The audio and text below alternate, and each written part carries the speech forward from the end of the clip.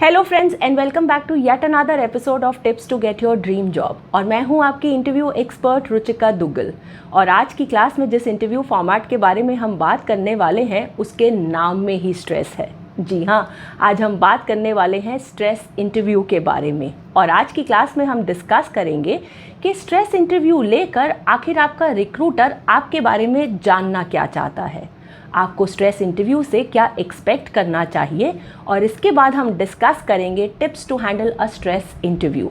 Not only this, towards the end of the class, as usual, I am going to share with you a bonus tip जो आपको help करेगी एक important interview question का सही तरीके से जवाब देने में।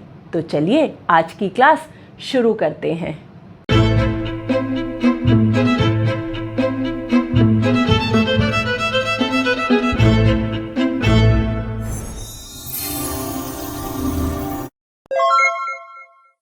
आज का सबसे पहला टॉपिक ये है कि आपका रिक्रूटर आपका स्ट्रेस इंटरव्यू लेकर आखिर जानना क्या चाहता है। पर इससे पहले ज़रूरी ये है कि आप ये बात समझें कि आप अपना इंटरव्यू ऑलमोस्ट क्लियर कर चुके हैं।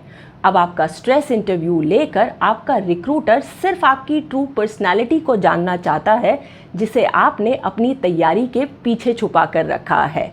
जनरली स्ट्रेस में और प्रेशर में इंसान के चेहरे पे लगे हुए सभी मुखौटे उतर जाते हैं और उसकी असली शक्ल सामने आ जाती है। और यही असली रूप वो आपका भी देखना चाहता है स्ट्रेस इंटरव्यू लेकर, क्योंकि जो कैंडिडेट्स इंटरव्यूज़ पर प्रेशर हैंडल कर लेते हैं वो जनरली वर्क स्ट्रेस को भी बहुत अच्छे से मैनेज कर पाते हैं। अब बात करते हैं कि आपको अपने स्ट्रेस इंटरव्यू से क्या एक्सपेक्ट करना चाहिए।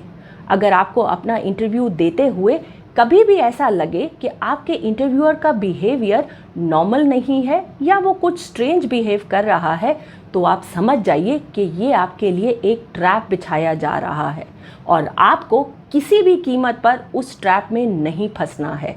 शेर पिंजरे में तभी फंसता है जब वो पिंजरे को भांप नहीं पाता है, पर अगर एक बार वो पिंजरे को भांप ले तो शेर को पकड़ना मुश्किल ही नहीं नामुमकिन होता है।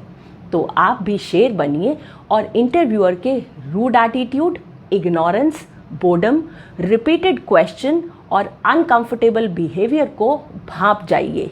याद रखिए, जो इंटरव्यूअर आज आपको अनरीजनेबल लग रहा है वो एक्चुअल लाइफ में आपके लिए एक वार्म हार्टेड और इजी गोइंग पर्सन भी हो सकता है।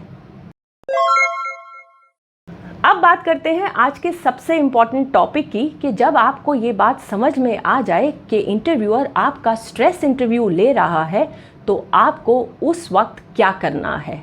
सबसे ज़रूरी बात यह है कि आप अपने इंटरव्यूअर की कही हुई किसी भी बात को पर्सनली ना लें, क्योंकि इंटरव्यूअर आपको नहीं, आपकी स्किल्स अंडर प्रेशर को जज कर रहा है।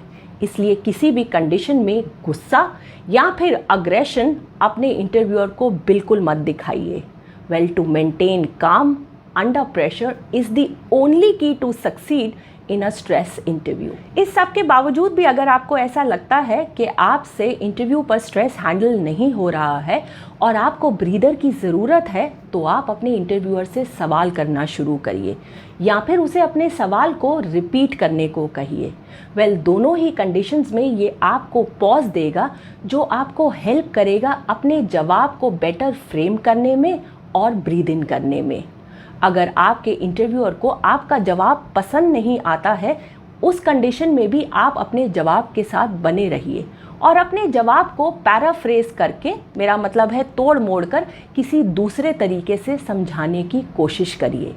याद रखिए, स्ट्रेस इंटरव्यू में आपके जवाब का सही या फिर गलत होना इम्पॉर्टेंट नहीं है।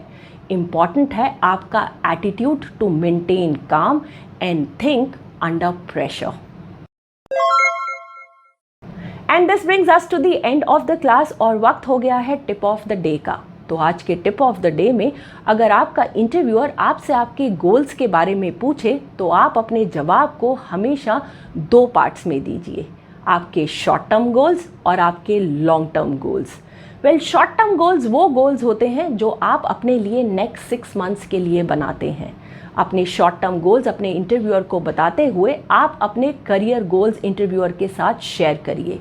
और अब बात करिए अपने लॉन्ग टर्म गोल्स की, जो आप अपने लिए नेक्स्ट 10 ईयर्स या फिर 5 ईयर्स के लिए बनाते हैं। और अपने लॉन्ग टर्म गोल्स इंटरव्यूअर के साथ शेयर करते हुए आप सिर्फ अपने प्रोफेशनल गोल्स ही नहीं बल्कि अपने पर्सनल गोल्स भी शेयर करिए। Well, I hope the class was useful.